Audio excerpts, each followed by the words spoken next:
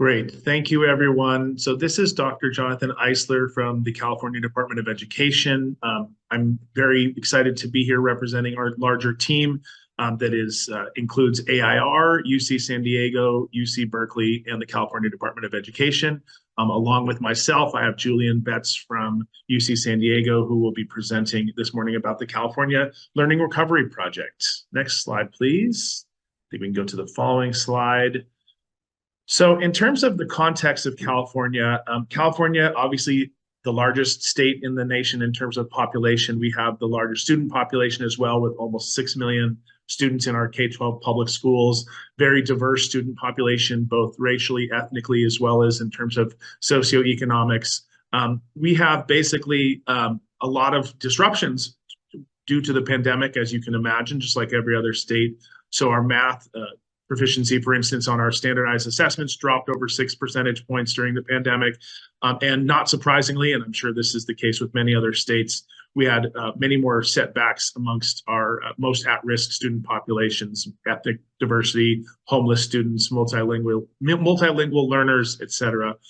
To the map to the right, just to give you a little bit more context about something we're going to talk about a little bit later, we actually are conducting case studies in 9 of our districts throughout the state. And this map here shows not only the diversity in terms of size of district that we've been able to qualitatively understand what's going on at these districts, but also just diversity in terms of geography and rural versus urban versus suburban districts throughout the state. Next slide, please. So this is a snapshot. We call this our bubble chart, where it kind of explains different funding sources, both federal and state, in response to the COVID-19 pandemic. You can see starting in early 2020, we got some funding, and then, of course, more funding over time. There's the massive ESSER 3 funding that came into play in 2021. Again, like many other states, a lot of this funding was extremely helpful, and we'll talk a little bit more about where some of that funding went in a moment here. But also, like most other states, I would imagine, there is this kind of fiscal cliff that's been kind of hanging over the state of California, which, although some of the funding goes out to 27, 28, most of that cliff, quote unquote, hit this year or even last year in some cases. So even though we've had over $60 billion of combined federal and state recovery funding, a lot of that funding has essentially been completed in the state. Next slide.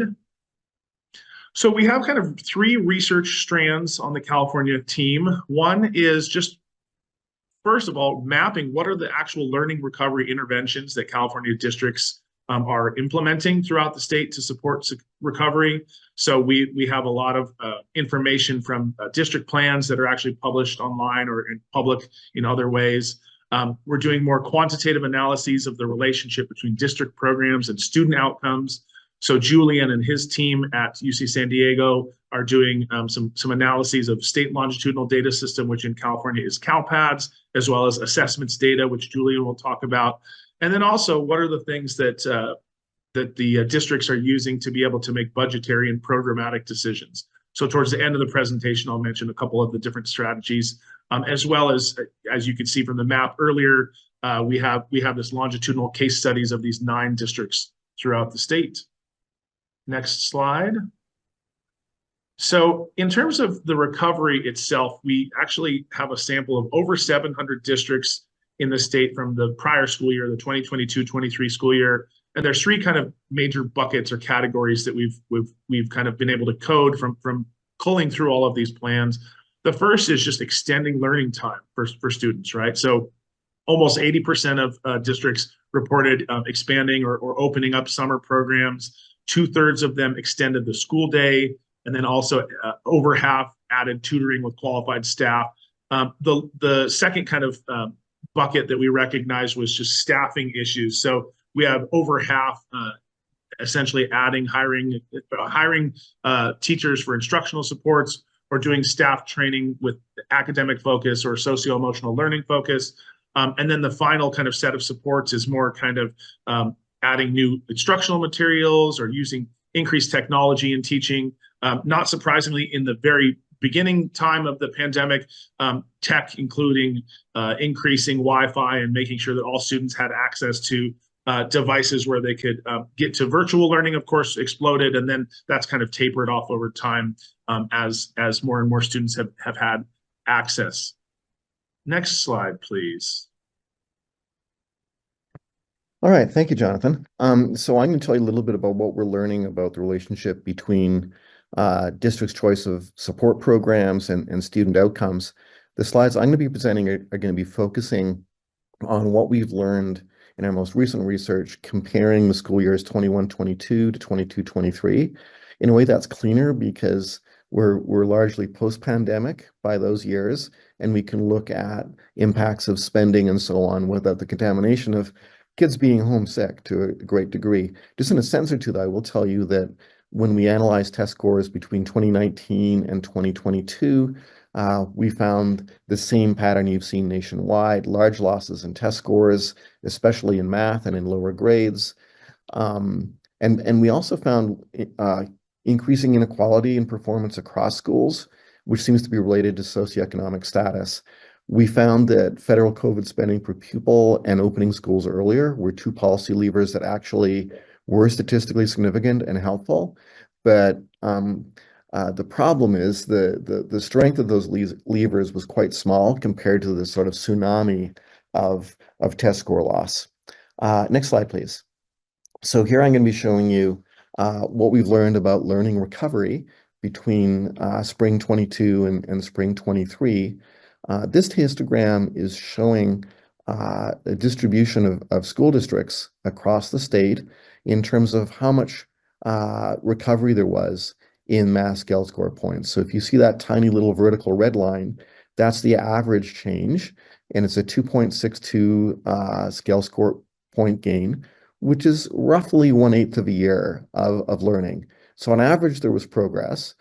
You do see, though, that from the histogram that there's a huge distribution here. Roughly 1 out of 5 school districts actually experienced test score decline in math. We've seen some recovery in percent of days absent, and on average, there actually was a slight decline in 23 in English language arts scores in California. But just like for this graph I'm showing you for math, for percent of days absent and for English language arts scores, huge distribution. Some districts with great gains, others with losses. Next slide, please. So here I'm showing results of regression analysis where we're trying to explain the extent of recovery in these three outcomes, days absent and math and English language arts scores in 23 relative to 22. And this is after taking into account changes in student characteristics between the 2 years. So the points are showing the mean effects and the bars are showing the confidence intervals. There were no significant effects here of federal COVID spending per pupil, which is not what we found for federal COVID spending per pupil between 2019 and 2022, although at least you do see that, although insignificant in a statistical sense, there are positive effects on math and ELA. Next slide, please. Then we turn to this really rich set of data that New-Gao at AIR and colleagues have gained, first through reading the detailed plans for intervention for this 22 to 23 school year. These are written plans that districts are required by the state to file that explains how they're going to spend money on the ELOG Expanded Learning Opportunities grants. And second, New and team also conducted a district survey during the 22 to 23 school year on what interventions were actually underway. We've just dipped, these are very rich data sets. We've just dipped into the surface of these data sets so far. For test scores, we're not finding a significant impact of specific programs on test scores. And I should say here what I mean by this is we're using 5 or 6 aggregate measures of things like, do you have extended day learning programs or acceleration programs and so on. We do find some effects, though, on percent of days absent. Extending instructional time, as reported by districts, is linked to a 0.9 percentage point reduction in days absent. and districts that reported teacher retention programs to try to, ensure greater stability of the teaching labor force inside the district. That's also linked to a slightly higher effect, a 1.5 percentage point reduction. So we'll have more to report, I think, in a couple of months. We're finding some things that are working, at least for percent days absent, during this more recent period right now. Next slide, please. Great. Thank you, Julian. So in terms of districts themselves, what they're responding to and what they're kind of dealing with in terms of the budget, thinking back to that bubble slide several slides ago, prior to the pandemic, for the last 10 years or so, California has had what we call the local control funding formula, which really focuses funding on most disadvantaged groups of students. But prior to that, there were all these categorical kind of funding buckets. And really that's kind of what districts are facing now, is this almost kind of a return to the categorical category. So there's been some challenges involved with kind of making those shifts in terms of district planning. There's other challenges, of course, they're facing: labor shortages, teacher turnover, union pressures. I think this is, again, not unique to California. Many other states are having this, as well as kind of uneven civic cohesion. So the responses by districts have been different types of responses. Of course, many of them are using the one-time dollars to stabilize their own fiscal health. And some of them are also adding new programs or expanding programs that help kind of school organization. So those are two very common reactions. And then also, again, this focus on social emotional well-being, getting back to that chart showing the different staffing supports. That's another response that we found districts have been very commonly utilizing to kind of support social emotional well-being. And what's interesting, and this is something that came up during the Restart Network meeting earlier this year, not only for students themselves, which of course is our number one priority, but also socio-emotional well-being of staff, adults, administrators, teachers, et cetera. Next slide.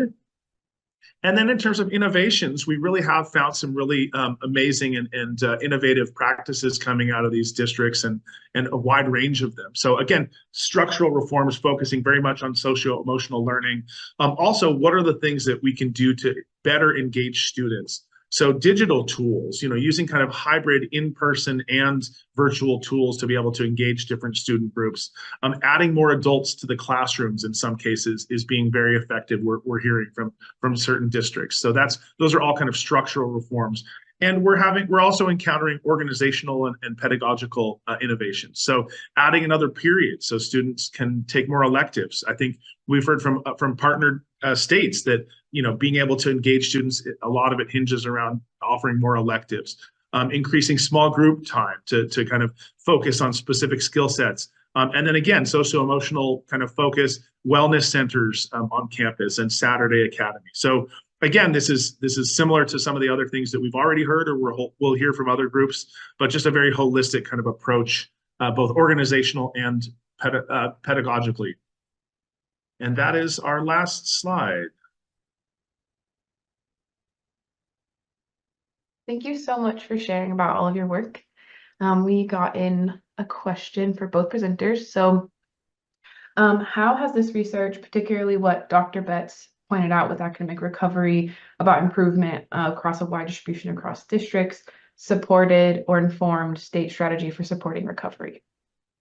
I think I'll also ask Jonathan to answer that. I think we're at the stage where districts they're very scared of the fiscal cliff, and they've been braiding together funds from one source and another to keep programs that they think have been really important to recovery alive.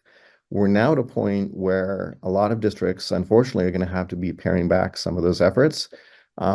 So our hope is that some of our results, for instance, the results we just highlighted on factors that seem to be linked to declines in percent of days absent, that might give some hints to districts about which things to really protect as belts get tightened, and which things maybe can be cut back.